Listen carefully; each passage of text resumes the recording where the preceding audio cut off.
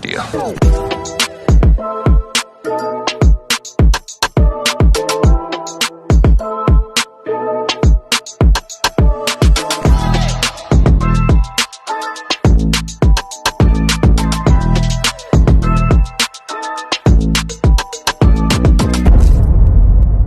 Halo semuanya. Wah, senang sekali hari ini kita bisa bertemu kembali di podcast Strada Pasar Minggu. Hari ini adalah hari yang spesial karena ini adalah episode kedua dari podcast Pasar Minggu. Nah, Bapak-bapak di sini sudah menonton belum podcast pertama dari kita? Sudah ya? Ya, Sudah yang pasti sudah. Sudah? Tentang apa dong kalau sudah? Tentang Sumpah Pemuda. Sumpah Pemuda. Nah, teman-teman yang di rumah, hari ini juga kita nggak mau kalah dari podcast yang sebelumnya. Kita hari ini juga akan membahas tentang apa Pak? Tentang Hari peringatan Pahlawan. 10 November. Ya, tentang peringatan 10 November Hari Pahlawan. Ya. Nah, kali ini juga spesial karena narasumbernya ini langsung dari tempat di mana terjadinya 10 November itu terjadi. Mau tahu yang mana? Coba tebak, coba ya. Coba dari sebelah sini Bapak, coba perkenalkan diri. Namanya siapa dan asalnya dari mana, mengajar di mana, kelas berapa? Oke, terima kasih Bu Clement. Saya Emmanuel Lamalelang. Saya ngajar di SD Strada Wiatasana. Asal saya dari Flores Timur, Nusa Tenggara Wow. Timur. Saya ngajarnya di kelas 3 ya, kelas 3. Halo anak-anak kelas 3. Halo Pak Eman. Oke, Pak Eman ini adalah guru kelas 3 dari SD Wiatasana dan asalnya bukan dari Surabaya ya Pak? Bukan, Dari dari mana? Flores Dari Flores Timur. Timur. Oke, kalau Bapak yang sebelah sini dari Surabaya bukan ya? Coba kita tanya. Oke, terima kasih Bu Clement. Iya. Perkenalkan, nama saya Ronaldus Mulyawardana Handaya. Biasa dipanggil Pak Ron. Asal saya dari kota Surabaya. Wah. Saya di sini mengajar guru bahasa Indonesia kelas 7 dan prakarya kelas 8 di SMP Strada Marga Mulia. Hai anak-anak SMP Strada Marga Mulia. Halo Pak Ronald. Jadi Pak Ronald ini adalah narasumber kita yang berasal dari Surabaya. Dan beliau ini mengajar di SMP Strada Marga Mulia. Mengajar apa Pak? Mengajar bahasa Indonesia. Bahasa Indonesia. Tapi Bapak tahu kan sejarah dari 10 November waktu itu? Tahu Ya. kan Pak? Sedikit tahu. Oke, kalau tahu nanti kita sharing bersama ke teman-teman yang ada di rumah ya. Oke. Pak Eman juga punya apa sesuatu sejarah yang terjadi di Flores waktu itu? Pasti. Nah, nanti kita sharing ya Pak. Pasti. Siap. Tapi sebelumnya itu saya izin memperkenalkan diri saya terlebih dahulu ya. Mungkin teman-teman di rumah dan penonton itu lupa siapa nama saya. Jadi saya adalah Bu Clement dari TK Strada Indriasana. Nah, Bapak-bapak tahu tidak kalau podcast ini adalah hasil kolaborasi dari siapa ya Pak? Dari Tahu nggak? TK Tingkat SD. Ya, TK, SD, dan SMP. Sekolah? Kompleks Strada Pasar Minggu. Iya betul. Jadi ini tetap masih kolaborasi dari guru TK, SD, SMP Strada Pasar Minggu. Nah, Pak Eman dan Pak Ronald, coba sekarang kita langsung masuk aja ya ke Ya. pembahasan yang ingin kita sharingkan ke teman-teman dan mama papa yang mungkin sedang menonton juga saat ini. Kalau dari bapak-bapak ini memaknai tanggal 10 November 1945 itu apa? Mau siapa dulu? Oke, dari saya. Boleh Oke, dari Pak silakan. Ronald. Kalau saya sendiri memaknai hari tanggal 10 November ini adalah yang pasti Hari Pahlawan. Betul. Oke, di mana perjuangan arek-arek Surabaya untuk mempertahankan kemerdekaan negara Republik Indonesia dari penjajah. Oke, karena memang pada saat itu di tanggal 10 November itu terjadinya di Surabaya ya Pak? Betul sekali. Oke. Jadi di kota Surabaya. Coba kalau dari Pak Eman sendiri memaknainya seperti apa? Oke, jadi tanggal 10 November itu kan dikenang sebagai Hari Pahlawan. Nah, berbicara tentang pahlawan berarti berbicara tentang seseorang yang pada hidupnya, dalam hidupnya dia memperjuangkan, dia mengorbankan hidupnya untuk kepentingan banyak orang ya, Bu Clement. Jadi Betul. sebagai generasi penerus ya kita harus bisa selalu mengenang jasa perjuangan para pahlawan-pahlawan kita. Oke, benar. Jadi memang di tanggal 10 November ini adalah hari yang khusus untuk memperingati Peringati para pahlawan. Betul, perjuangan dari para pahlawan. Tidak hanya di Surabaya ya, Pak? Ya, mungkin di daerah lain juga banyak Betul, sekali. di seluruh pelosok bangsa Indonesia. Ya. Betul kan ya, Pak? Nah, Bapak-bapak, coba Pak Eman tahu nggak kenapa bisa terjadi pertempuran lagi di Surabaya?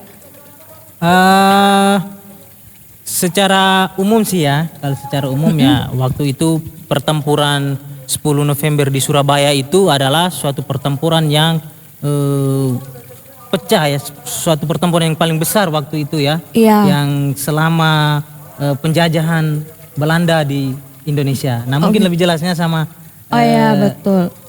Betul. betul ya. Sedikit dari Pak Eman, coba kalau dari Pak Ronald menambahkannya itu seperti apa sebenarnya? Kenapa bisa terjadi kembali pertempuran antara orang Surabaya dengan penjajah? Oke, mungkin pada saat 10 November itu memang tidak luput dari yang namanya tentara sekutu ya. Jadi Inggris pada saat itu memang yang diboncengi oleh tentara-tentara Belanda ya.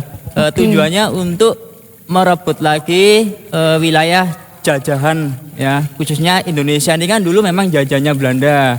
Ya, jadi ingin merebut lagi kekuasaan di negara Indonesia ini. Direbut dari siapa, Pak? Direbut lagi dari ya rakyat Indonesia. Memang pada saat itu kan rakyat Indonesia lah sudah merdeka ya. Oke. Dan juga masih pada saat itu kan memang kita terakhir dijajah oleh Jepang. Nah pada saat itu memang Belanda itu ingin merebut lagi wilayah jajahannya yang dulu sempat diambil oleh Jepang. Oh gitu, jadi Belanda itu sengaja mengajak tentara sekutu untuk merebut kembali kekuasaannya mereka Ya, yang betul waktu itu sekali. pernah. Ya. Ya, nah di mana itu terjadi pertempuran itu, Pak? Yang pasti di kota Surabaya itu pastinya. Di kota Surabaya Ya, itu di, kalau nggak salah waktu itu tuh saya masih inget tuh di hotel apa, Pak? Oh, itu pada saat itu memang Belanda waktu di Hotel Yamato ya. Oh, itu Hotel di Hotel Yamato. Yamato memang Belanda mengibarkan bendera Belanda. Oke. Yang pada saat itu kan memang Indonesia ini kan sudah merdeka ya. Jadi kok ketika Belanda masuk lagi ke Indonesia, tepatnya di kota Surabaya, malah mendirikan ataupun mengibarkan bendera negara Belanda. Nah, itulah yang menjadi memancing kemarahan rakyat Surabaya, khususnya arek-arek Surabaya untuk merobek bendera itu tadi. Karena itu yang paling terkenal ya Pak waktu itu, Ya, momen ketika ada salah satu orang dari Surabaya itu merobek bagian warna birunya dari bendera Belanda. Ya, betul sekali. Oke. Nah, kalau itu dia dari Surabaya seperti itu Pak di tanggal 10 November. Kalau di Flores sendiri, apakah pernah terjadi pertempuran antara rakyat Flores terhadap para penjajah pada saat itu? Ya, jadi di Flores Timur itu sendiri ada pertempuran rakyat melawan penjajah ya, melawan penjajah. Nah, tetapi tepatnya bukan di tanggal 10 November. Oke, bukan di jadi salah seorang pahlawan yang dikenang oleh masyarakat Flores Timur saat ini adalah Herman Fernandez, namanya Herman Fernandez. Herman Fernandez. Iya, jadi dia adalah pahlawan yang berasal dari Flores Timur. Nah, waktu itu dia berjuang mengusir penjajah itu bukan di Flores Timur, tetapi di Pulau Jawa. Oh gitu, tepatnya di mana tuh Pak di Pulau Jawa itu? Waktu itu dia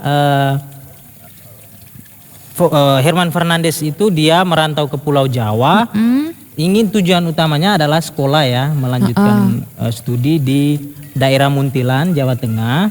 Namun ketika wilayah Jawa dikuasai oleh penduduk Jepang, maka mereka akhirnya berpisah gitu, tidak melanjutkan pendidikan lagi. Oh gitu. Ya, nah kemudian mereka bergabung dengan tentara-tentara waktu itu dan ikut berperang mengusir penjajahan Belanda waktu itu.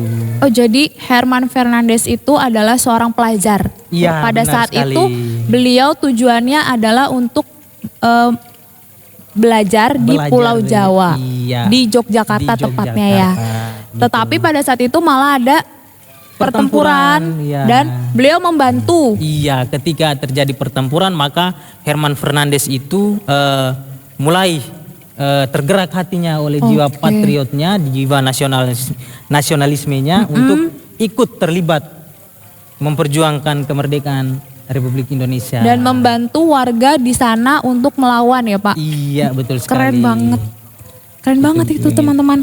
Nah, kalau tadi dari Flores itu ada Herman Fernandes Fernandes. sebagai tokoh yang pahlawan yang dari Pulau Flores tujuannya adalah untuk belajar tetapi malah berjuang melawan penjajah di Pulau Jawa. Pulau Jawa. Iya. Kalau di Surabaya sendiri Pak, pada saat itu di 10 November itu siapa sih tokoh yang bisa mengajak arek-arek Surabaya pada saat itu untuk ayo kita serang para sekutu atau ayo kita serang para penjajah. Ada nggak sih tokoh yang memiliki power pada saat itu? Oke, kalau di Surabaya yang pasti tokonya ya itu Bung Tomo ya, Bung Tomo. yang nama aslinya adalah Supomo tetapi dipanggil ataupun dikenal arek-arek Surabaya itu adalah Bung Tomo. Beliaulah yang membakar semangat arek-arek Surabaya untuk berjuang untuk mempertahankan kemerdekaan itu. Yang kemudian rakyat Surabaya berani mengorbankan nyawanya ya demi negara kesatuan Republik Indonesia. Sampai pada itu memang dalam sejarah memang ada jenderal ya, jenderal pemimpin Perang Dunia II sendiri itu tewas di kota Surabaya. Oh gitu. Jadi waktu itu memang ada salah satu jenderal dari pihak penjajah pada situ Ya. yang meninggal di Di kota Surabaya. Di mana tuh Pak tepatnya? Itu tepatnya di Jembatan Merah. Jembatan Ya, Merah. Jembatan Merah. Oke. Itu memang pada saat itu mobil yang ditumpangi oleh Jenderal Malabi bersama tentaranya itu memang berpapasan dengan jadi tentara dari Indonesia terutama dengan arek-arek Surabaya itu tadi. Kemudian terjadilah baku tembak sehingga menewaskan Jenderal Malabi. Kapan itu terjadinya Pak? Itu Apakah di terjadi- 10 November juga atau beda hari atau sebelumnya atau sesudahnya? Itu sebelumnya. Oh, Jadi sebelum ya 10 di November. tanggal 30 Oktober. Oke. Nah, dari meninggalnya Jenderal Malabi itu, itulah yang memancing kemarahan tentara-tentara sekutu. Oh, gitu. Memancing kemarahan sekutu untuk menghancurkan kota Surabaya. Oke, jadi jadi waktu terjadinya pertempuran di tanggal 10 November itu karena ada dua hal besar yang terjadi pada saat Betul itu ya. sekali, ya. Yang Jadi, pertama adalah Belanda ingin merebut lagi wilayah jajahannya. dan yang kedua Yang kedua ternyata adalah misi balas dendam dari tentara sekutu karena memang jenderalnya itu sendiri mati di kota Surabaya. oh gitu. Jadi ada dua poin besar yang Betul menyebabkan sekali. terjadinya Ya. 10 November itu terjadi pertumpahan darah besar-besaran Ya. pada saat itu Oke, ya. memang sebelum mengawali pertempuran itu memang dari sekutu itu pada saat itu kan ketika Jenderal Malabi itu tewas atau meninggal ya, meninggal di tempat kejadian di Ya. Jembatan Merah, itu penggantinya Jenderal Malabi itu sendiri itu yang memberikan pengumuman ya kepada Begitu. seluruh rakyat Surabaya untuk menyerahkan senjata-senjatanya. Oh gitu. Ya, jadi dia memberi waktu selama 3 hari. Tetapi dari pengumuman itu tidak dihiraukan oleh warga Surabaya dan Iya, rakyat iya. Surabaya, terutama dengan arek-arek Surabaya. Sama sekali dia tidak menghiraukan. Nah, itulah akhirnya tentara sekutu, Inggris terutama ya, Inggris ya pada saat itu yang mengetuai sekutu tadi, itu memberikan serangan-serangan. Oh gitu. Jadi banyak sekali pada saat itu memang pesawat-pesawat tempur, tank-tank semua dikerahkan untuk membumi menghanguskan kota Surabaya. Jadi sebelum tanggal 10 November itu memang sudah ada pertempuran-pertempuran ya Pak? Sebetulnya sebelum tanggal 10 November itu ada pertempuran kecil, tetapi yang puncaknya itu memang ketika tewasnya Jenderal Malabi itu tadi, Oke. yang memancing kemarahan sekutu, yang akhirnya sekutu menyerang Surabaya, Semuanya ya. menyerang Surabaya dengan dikepung oleh para penjajah pada saat itu. Iya, Dan makanya terjadilah pertempuran yang sangat besar pada saat itu. Iya. Nah, kembali lagi ke Bung Tomo pada saat itu, Pak. Iya. Siapa sih Bung Tomo itu? Kenapa beliau itu bisa punya power untuk memberikan orasi untuk mengajak rakyat Surabaya itu? Bung Tomo sendiri itu memang dulu adalah aktivis ya di kota Surabaya. Beliau juga aktif juga dalam organisasi kepanduan ya di kota Surabaya. Dan beliau juga ketika melihat kota Surabaya ini kok sudah terasa ya kalau memang kota Surabaya ini ingin dijajah kembali, ya ingin jajah kembali, mereka sudah terasa. Akhirnya dia memberitakan ataupun berorasi itu melalui radio-radio. Oke. Oh, jadi orasinya itu disampaikan melalui radio. Radio. Nah, dengan orasi tadi karena rakyat Surabaya mendengarkan orasinya beliau, itulah yang membangkit ataupun membakar semangat-semangat warga-warga Surabaya dan arah-arah Surabaya untuk memperjuangkan lagi, untuk mempertahankan lagi kemerdekaan Indonesia ini. Oke, jadi memang Bung Tomo pada saat itu adalah seorang aktivis. Aktivis. Jadi beliau punya power untuk bisa memberikan orasi melalui siaran radio pada saat itu. Ya, dan benar. karena ya tadi itu karena punya satu misi ya, jadi disambut baiklah sama para rakyat Surabaya pada saat itu ya betul Pak. Sekali.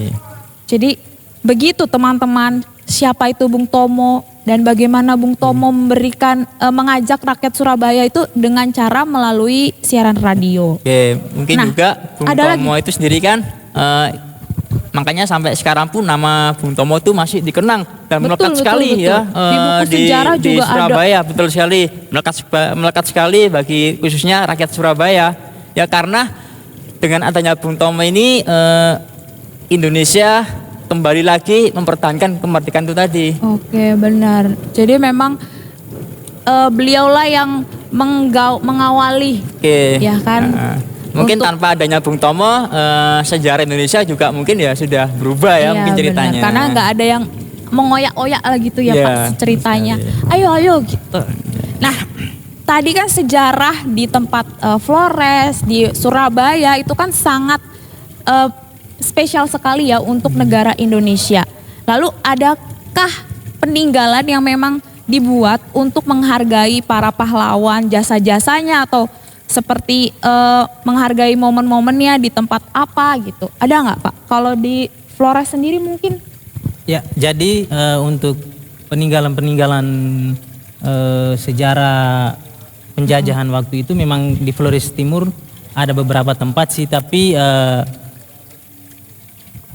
belum begitu terkenal ya, belum begitu terkenal. Oh, ada? Ya, pasti ada. Benar, pasti ada. Jadi tidak terlalu dikenal, namun untuk masyarakat Flores Timur itu sendiri pasti mereka tahu semua. Nah, selain pahlawan yang saya sebutkan tadi, Herman Fernandes, ada juga yang namanya Ola Bebe.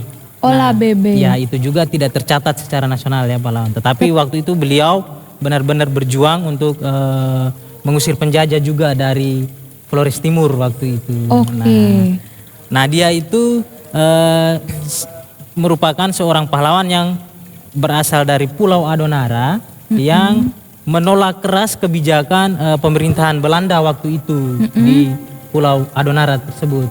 Oke. Nah, dari kebijakan Belanda itu ketika mereka membagikan surat-surat untuk menagih pajak kepada masyarakat di sekitar situ. Nah, Ola Bebe bersama kelompoknya menolak dengan cara merobek kertas tersebut dan menggantung di pohon-pohon. Nah, ketika itu diketahui oleh tentara Belanda, mereka jadi marah dan akhirnya terjadi pertempuran. Nah, di situ ada beberapa korban berjatuhan baik dari pihak Belanda sendiri maupun dari pihak kelompoknya Ola BB.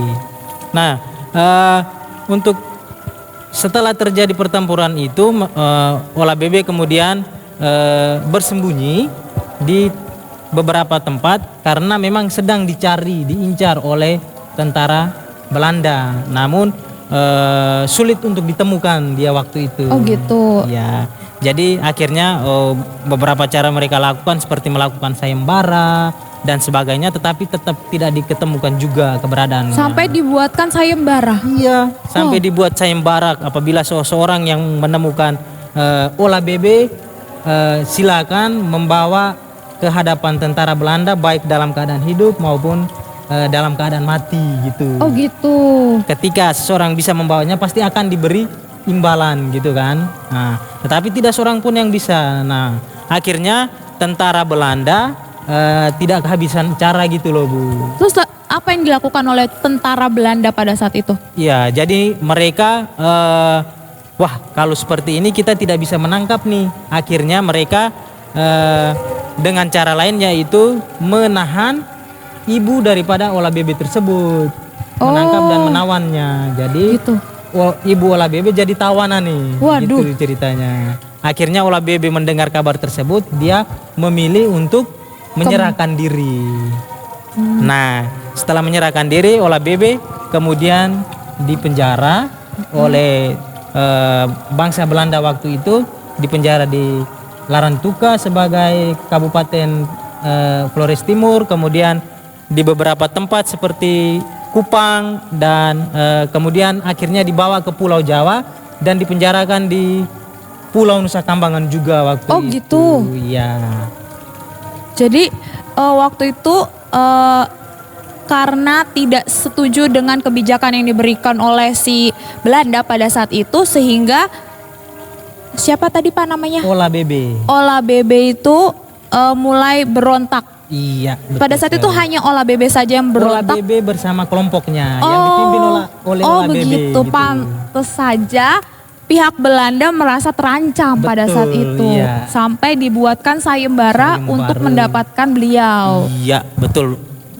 Jadi ternyata ada sejarah yang teman-teman mungkin tidak tahu sebelumnya yang terjadi di daerah Flores Flores Timur. Timur. Itu apakah ada suatu peninggalan yang dibuat atau apa ya, bentuk untuk menghormati Ola BB atau tadi Herman Fernandes itu Pak? Ya, jadi untuk Herman Fernandes sendiri itu dia dibangun patung, sebuah patung besar yang sekarang berdiri kokoh di jantung kota Larantuka. Itu Oke. patung dikenal dengan nama patung Herman Fernandes. Dia posisinya sambil memegang senjata dan sambil membopong temannya yang ada di sampingnya gitu. Oke. Nah, untuk Ola BB sendiri dia dikenang masyarakat sebagai seorang pejuang yang sekarang diberi nama di sebuah sekolah SMP dengan nama SMP 1912. Jadi Oke. kalau orang di sana biasa menyebutnya SMP 1912. Oh gitu. Jadi untuk mengenang jasa-jasa beliau itu tadi Herman Fernandes dibuatkan patung Patung betul. yang membawa temannya. Iya. Nah, kalau untuk siapa tadi? Ola BB. Ola BB itu dibuatkan nama sekolah. Nama sekolah. Supaya orang-orang bisa selalu mengingat mereka gitu loh. betul. Wah, kalau di Surabaya sendiri Pak, adakah peninggalan? Kalau tadi kan itu dibuatkan patung dan dijadikan nama sekolah. Kalau di Surabaya sendiri, apakah ada peninggalan sejarah yang sampai saat ini masih sering dikunjungi atau memang dibuat khusus untuk menghargai jasa-jasa pahlawan? Oke, kalau di Surabaya sendiri itu memang banyak ya peninggalan-peninggalannya. Mungkin yang orang-orang kenal ataupun masyarakat kenal itu pastinya adalah Tugu Pahlawan. Tugu Pahlawan. Tugu Pahlawan. Tugu Pahlawan itu tepatnya berada di pusat kota Surabaya di Jalan Pahlawan. Tugu Pahlawan ada di Jalan Pahlawan. Pahlawan. Kalau boleh tahu Pak, Ya. Tugu Pahlawan itu bentuknya seperti apa? Tugu Pahlawan itu bentuknya seperti paku. Jadi Paku. filosofinya itu paku yang dibalik. Oh, pakunya terbalik, Oke. jadi yang tajamnya itu di atas. Ya betul, yang tajamnya di atas Oke. itu ditaruh di tanah.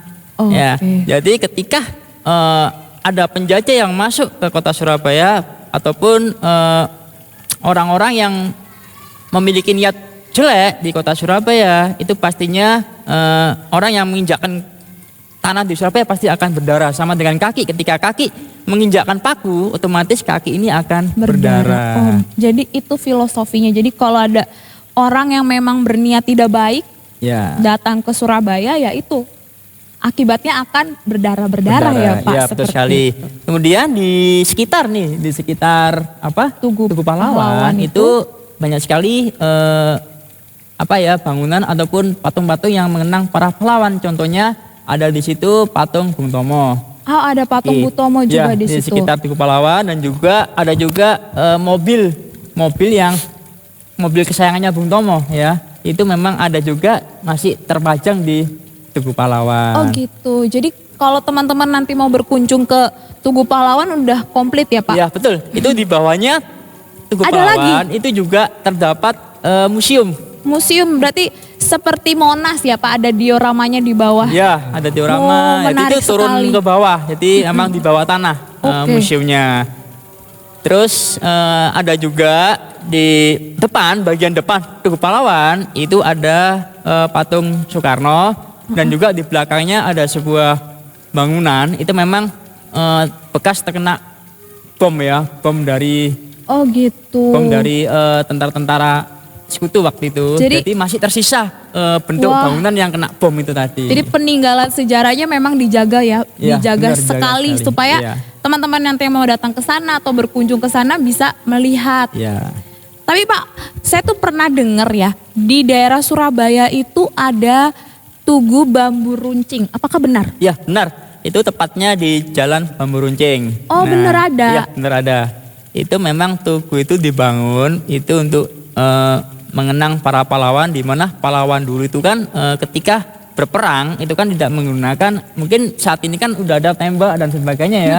Mungkin pada itu tentara-tentara Indonesia atau pejuang-pejuang Indonesia itu menggunakan bambu runcing. Betul, betul. Jadi bambu runcing itu dibuat untuk mengingat jasa-jasa para pahlawan se-Indonesia ya Pak. Ya, Pada jadi saat itu. lebih mengenanya mengingat bahwa kita ini dengan senjata apa adanya, tapi kita bisa Menang, mempertahankan iya, bisa negara bertarung. Kesatuan Republik Indonesia. Jadi teman-teman tadi di daerah Flores ada patung Herman Fernandes dan sekolah SMP 1912 untuk mengingat jasanya dari Ola BB Ola dan BB. Herman Fernandes. Iya. Nah, kalau di Surabaya juga ada banyak sekali di Jalan Pahlawan itu sudah jadi satu komplek itu ya Pak? Ya benar, karena patung Soekarno itu juga terpajang di kota Surabaya. Wah. Karena beliau sendiri kan juga kelahirannya Oh, dari gitu? kota Surabaya. Oh wow, ternyata Pak Soekarno, Bung Karno ya? Ya, Bung Karno. Bung Karno itu adalah kelahiran dari Surabaya. Ya. Jadi patung beliau juga berada di kompleks Tugu Pahlawan itu. Ya. Betul ya Pak? Ya. Wah, menarik sekali. Nah, kalau sebenarnya seperti apa sih Pak budaya masyarakat di daerah Bapak yang dari zaman dulu sampai saat ini tuh masih sangat kental terasa gitu. Jadi mungkin nih teman-teman yang nanti setelah mendengarkan podcast kita itu penasaran dengan bentuk dari sekolah, patung. Nah, mau datang ke sana, ada nggak sih sesuatu yang kita harus ketahui nih supaya nanti kita nggak salah paham atau nanti kita bisa saling menghargai juga gitu kan? Pasti kalau kita pergi ke daerah orang lain, pasti kan ada budaya yang sesuai dengan karakteristiknya budaya tersebut kan? Nggak bisa, ini budaya gini gitu. Ada nggak sih Pak? Coba sharing.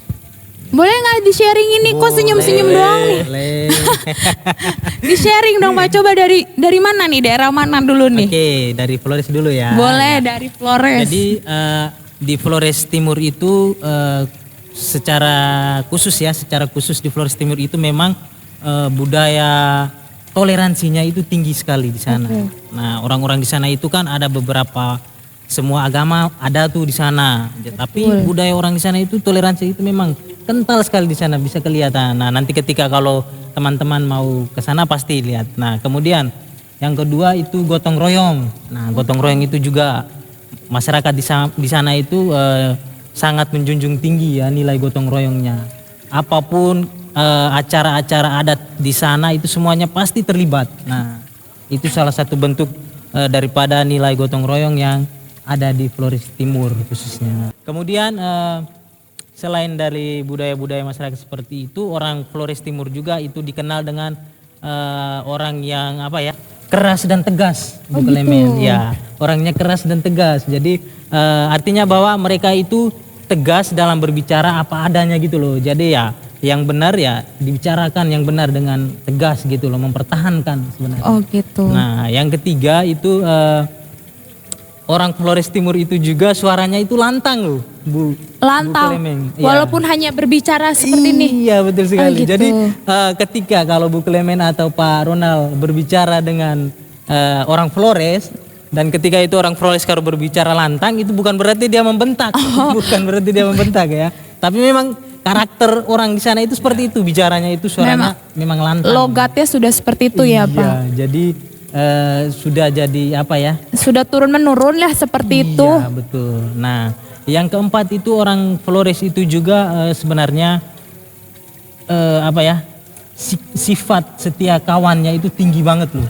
Oh, gitu. Jadi kalau ketika berteman dengan siapa saja, maka dia itu selalu apa saja dia lakukan untuk temannya. Oke. Apa saja dia akan berkorban ketika temannya mengalami kesusahan atau apa itu pasti. Dan karena sifat kesetia kawannya terlalu tinggi, maka sering terjadi hal-hal misalnya hal-hal negatif tentang misalnya ada persoalan-persoalan kecil tapi bisa jadi bisa jadi sesuatu yang masalah besar gitu karena tadi sifat kesetia kawannya tadi. Misalnya ada teman yang diusik, akhirnya dia juga merasa terganggu gitu loh. Wah, itu teman saya gitu. Itu seperti ceritanya tadi Herman Fernandes ya Pak? Nah, betul sekali. Makanya bisa terlihat dari sifat karakternya Herman Fernandes tadi. Dia rela berkorban membantu meskipun nyawa jadi taruhannya, dia mau tetap menyelamatkan temannya. Dan itu, sampai saat ini nilai itu masih terasa banget di Flores Timur. khususnya. Wah, luar biasa sekali itu. Ada lagi nggak Pak? Ya, selain itu juga kalau orang Flores Timur itu memang ya dikenal dengan budayanya itu selain 5 tadi masih ada juga yang nilai budaya dari bangsa luar, misalnya Portugis itu masih kental sekali di sana. Bekas jajahannya waktu itu ya. Bekas jajahannya bangsa Portugis, terutama di bidang keagamaan ya.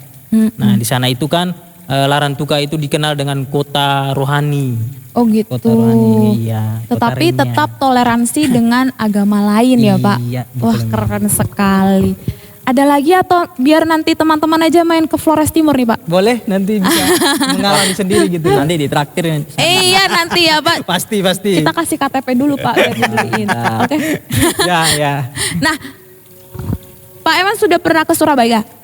Sudah pernah, tapi hanya singgah sebentar gitu. Oh, hanya singgah. Lama-lama. Berarti belum tahu nih kan karakteristiknya dari orang Surabaya itu seperti apa. Kalau saya sendiri juga sudah pernah sih. Jadi pengen tahu juga nih. Betul kan? Yuk teman-teman mau tahu kan? Coba Pak Ronald mau sharing, boleh? Boleh lah ya. Oke. Kalau bicara soal kebudayaan di Surabaya memang sangat banyak sekali ya.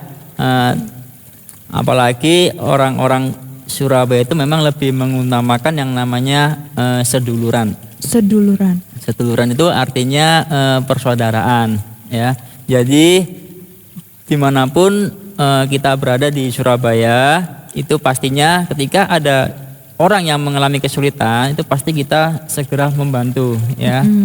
Apalagi kalau di kampung-kampung nih, ketika ada tetangga yang kena musibah ataupun ada tetangga yang mengalami apapun kejadian yang istilahnya kejadian yang menyedihkan, itu pasti kita semua bergotong royong untuk membantu. Itu. Terus yang kedua memang orang-orang Surabaya juga istilahnya terkenal dengan karakternya yang keras ya. Karena yang pasti kalau nggak keras ya bukan arek-arek Surabaya. Nah, arek-arek Surabaya yang pastinya keras. Yang kedua adalah berani. Oke. Pasti berani, tidak ada arek-arek Surabaya yang penakut ya. Jadi tetap berani, tetapi berani dalam hal yang baik. Ya. Terus yang ketiga pasti juga arek-arek Surabaya itu terkenal dengan nekat ya. Oke. Makanya ketika terjadi pertempuran itu ya arek Surabaya modelnya apa? Nekat ya, nekat walaupun dia nyawanya mati, yang penting kotanya ini tetap tentram gitu. Selain itu nekat, tapi kan teman-temannya juga ikut ya. Ya pastinya Jadi kan- ikut karena dalam istilah orang Surabaya itu koncoku loro, aku ya melok loro. Nah, koncoku seneng, aku ya melok seneng. Jadi ketika kamu sakit, kamu disakiti oleh orang, pasti semua ini akan membantu. Makanya terkenal istilahnya sedulurnya kuat sekali di kota Sedulur Surabaya. itu apa Pak? Sedulur itu persaudaraan, rasa persaudaraan, solidaritasnya sangat kuat sekali di kota Surabaya. Oke, berarti sama ya kayak di Flores juga persaudaraannya erat sekali. Terus ada lagi nggak sih Pak dari Surabaya yang teman-teman harus tahu banget nih biar tidak ada apa di sana itu tidak ada kesalahpahaman ketika berkunjung ke sana. Oh, jadi kalau kita berkunjung ke kota Surabaya, ketika kita melakukan kesalahan dengan orang Surabaya, kita jangan malu ataupun takut untuk meminta maaf. Pasti orang Surabaya akan memaafkan. Kalau tidak minta maaf, Tetapi gimana kalau tuh, tidak Pak? minta maaf, mungkin akan terjadi ya, pasti orang Surabaya pastinya marah lah. Apalagi orang iya. Surabaya ini kan istilahnya kalau sudah marah juga nggak terkontrol. Tetapi makanya ada istilah nih di Surabaya, kon alus tak alusik, kon kasar aku luwih kasar. Jadi artinya Anda halus dengan saya jauh lebih halus daripada Anda. Tetapi ketika Anda kasar dengan saya, otomatis saya jauh lebih kasar daripada Anda. Jadi memang tergantung dari orangnya ya. Kalau orangnya memang niatnya baik, datang berkunjung ke tempat daerah yang baru seperti Surabaya atau Flores, kalau baik pasti akan disambut baik juga. Ya Iya mungkin kan? sama juga sih dengan daerah-daerah khususnya sih bagian timur ya. Jadi mulai Surabaya sampai timur mungkin ya memang karakternya seperti itu ya Pak ya. Iya betul sekali. Mungkin Sama-sama seperti dari itu. timur ya. Sama-sama Oh iya timur. sama-sama dari timur Flores kebetulan Timur, ini. Jawa Timur juga Iya kan? Jawa Betul Timur. kan? Iya. Iya. Timur-timur hari ini ceritanya. Nah Iya. tadi kan itu adalah karakteristik dari orang Flores dan orang Surabaya. Tetapi ada nggak sih Pak hari yang khusus untuk memperingati Hari Pahlawan atau apa sih kegiatan yang saat itu dilakukan atau seperti apa orang-orang Surabaya dan orang-orang Flores itu merayakannya? Oke. Jadi kalau untuk memperingati Hari Pahlawan itu seperti biasa ya di Flores Timur juga setiap instansi, setiap kantor pasti ada upacara. Nah, kemudian di masyarakat juga sama. Biasanya di masyarakat itu ada pentas seni budaya gitu, pertunjukan-pertunjukan Oke, seni. seru sekali ya Pak. Seru, pertunjukan-pertunjukan seni yang asalnya dari daerah situ yang bisa membangkitkan rasa semangat masyarakat di Nasionalisme. sekitar situ untuk bisa berjuang, meneruskan perjuangan para pahlawan terlebih dahulu gitu. Jadi memperingatinya dengan sesuatu yang lebih meriah ya Lebih Pak. meriah betul. Kalau di Surabaya sendiri ada nggak nih peringatan yang memang khusus untuk tanggal 10 November?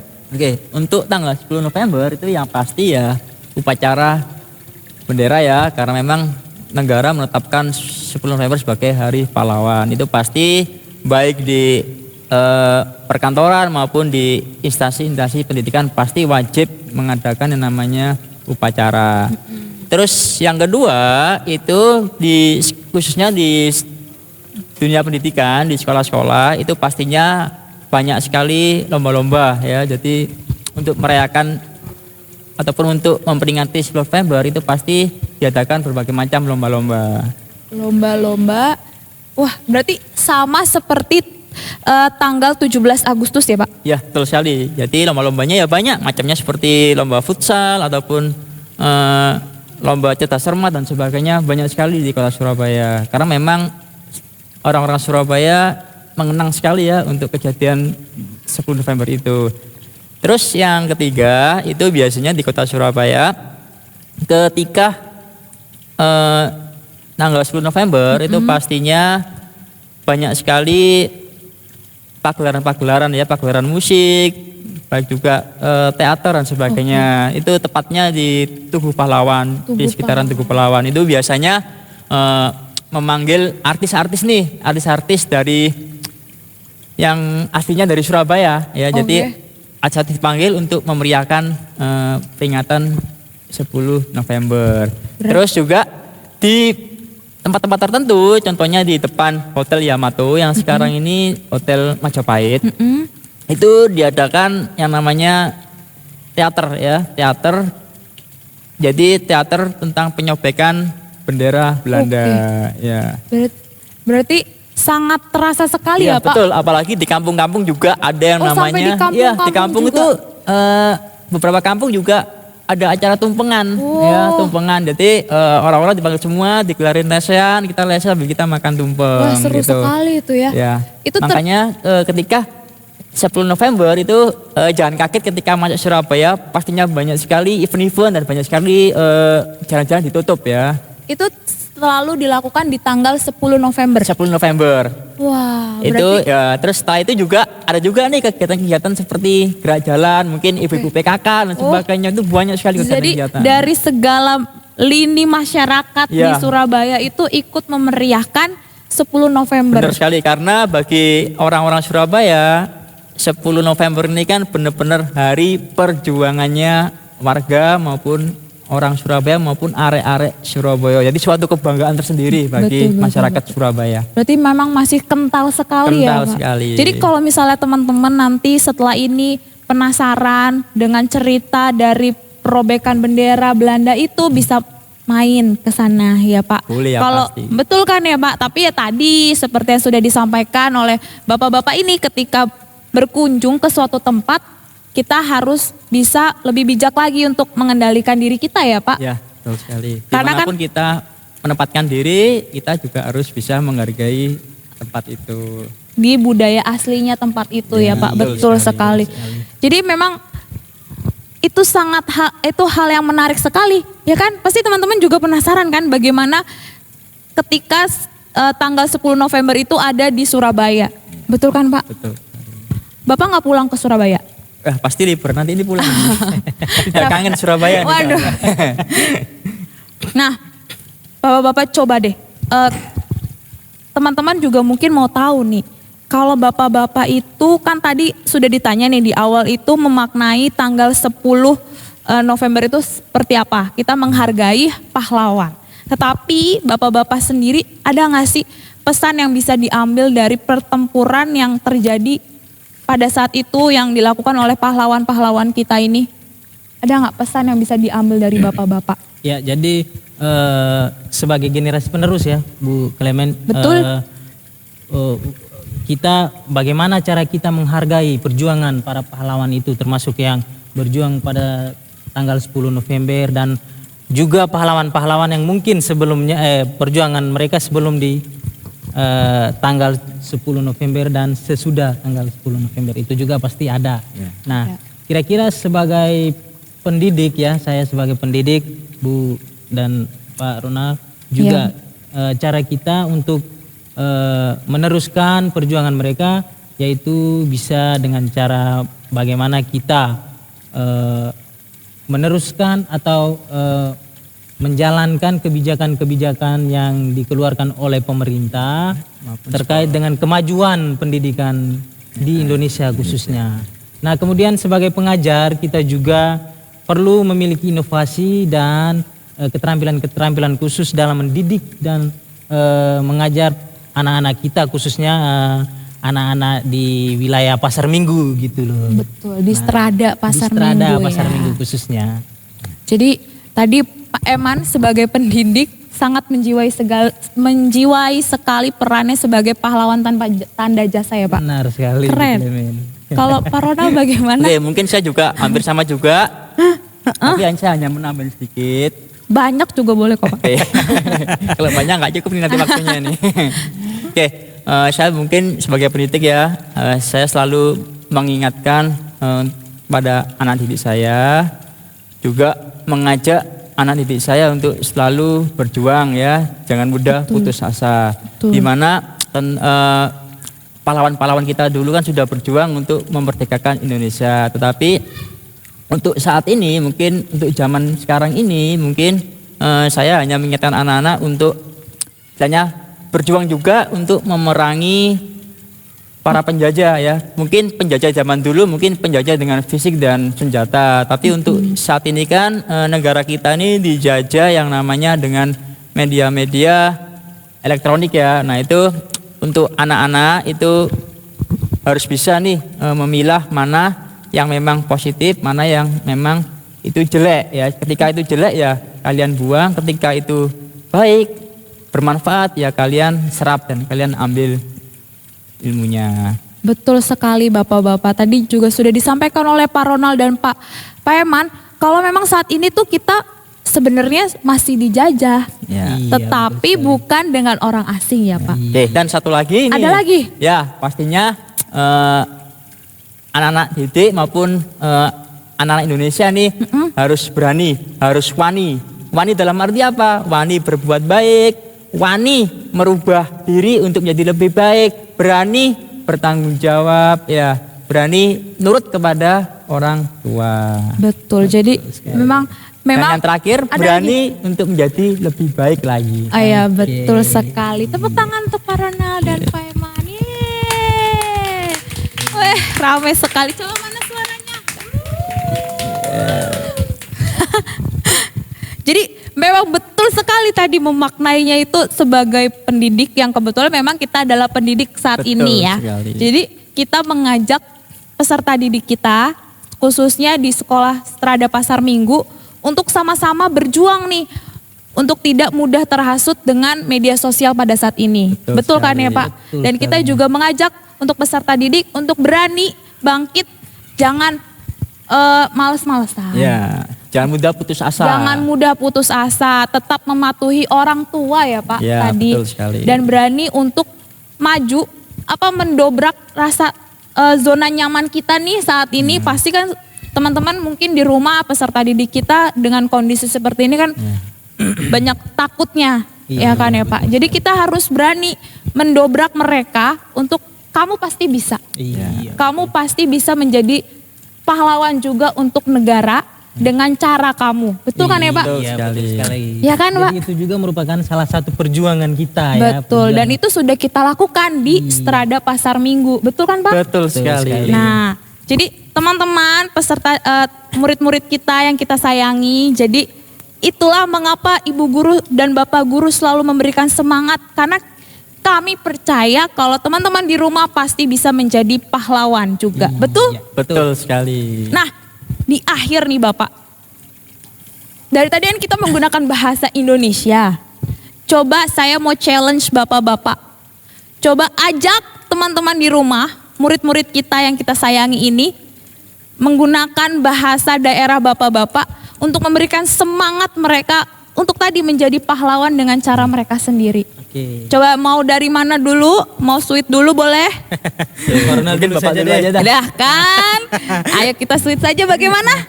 Oke, baik. Dari Flores dulu ya. Oh boleh, ini teman-teman ini adalah Flores Timur ya, bahasa Flores Timur. Coba. khususnya Larantuka. gitu. Khususnya Larantuka, Iya. karena beda-beda ya Pak. Beda-beda di sana itu Beda-beda. banyak sekali, setiap desa, setiap kecamatan itu bahasanya beda-beda. Bu Oke, Clement. pusing ya Pusing. kan? Ya, jadi ini daerah Flores khususnya Larantuka, Flores Iya, Timur. Flores Timur. Oke, coba teman-teman disimak ya. Oke. Kakanyong, ade nona, mari toran semua jaga toran tanah air ini jangan sampai buat rusak. Mari toran bisa saja jadi pahlawan di toran tempat masing-masing. Kemudian bisa juga toran semua harus saling menghargai dan tetap ingat tetua para leluhur di nagi masing-masing. Nah, selamat Hari Pahlawan, selamat berjuang. Selamat berjuang, yeay! Tepuk tangannya mana? Nah, tadi itu dari daerah Flores Larantuka, Flores betul Timur. sekali. Coba sekarang dari daerah Surabaya. Oke, Bagaimana cara mengajaknya? Ayo Pak, yang lebih semangat Pak. Ayo rek, ilingo yo, saiki dino pahlawan yo. Kon-kon kabeh khususnya arek-arek Serada kudu iso terusno perjuangane para pahlawan yo rek. Ojo mlempem yo, dadi arek Indonesia ojo mlempem. Yo, kudu wani berubah, wani menjadi luwih apik maneh yo. Uripmu meneh bakal enak wis pokoke, weco tenan wis pokoke. Yo, salam satu nyali, wani. Wani, weh, tepuk tangan untuk Pak Ronald. Yeay. Mantap sekali. Tadi kalau tidak mengerti nanti boleh tanya ke Pak Ronald atau ke Pak Ya, Eman bisa. Bu Clement juga tidak mengerti teman-teman. Nah, Bapak-bapak, Pak Eman dan Pak Ronald, terima kasih sekali sudah mau sharing dengan kita di sini tentang hari memperingati pahlawan di 10 November ini ya. Oke, terima kasih Bu Clement. Nah, tadi sebenarnya banyak sekali ya pertempuran yang terjadi tidak hanya di tanggal 10 November. Tetapi karena memang pada saat tanggal 10 November itu adalah pertempuran terbesar yang terjadi di Indonesia.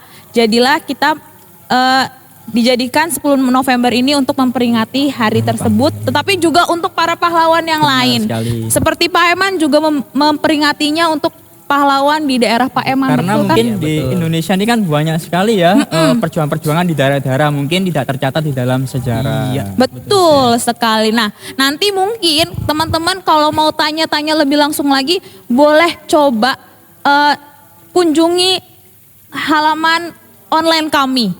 Kalau teman-teman sekarang masih takut pergi ke Strada Pasar Minggu yang ada di jalan mana, tahu nggak Pak? Alamat sekolah kita. Jalan Pejaten. Jalan Pejaten. Jalan Pejaten Raya nomor 34. Nah, Pasar Minggu, Jakarta Selatan. Tapi kalau teman-teman masih belum berani untuk datang, bisa sekali datang ke halaman online kami. Seperti di TK nih, TK punya halaman online-nya namanya TK Strada Indriyasana. Itu untuk Facebook, Instagram, dan YouTube. Kalau dari SD Wiatasana ada nggak halaman online-nya? Ada, pasti ada. Ada, apa itu? Namanya SD Strada Wiatasana. Itu untuk apa?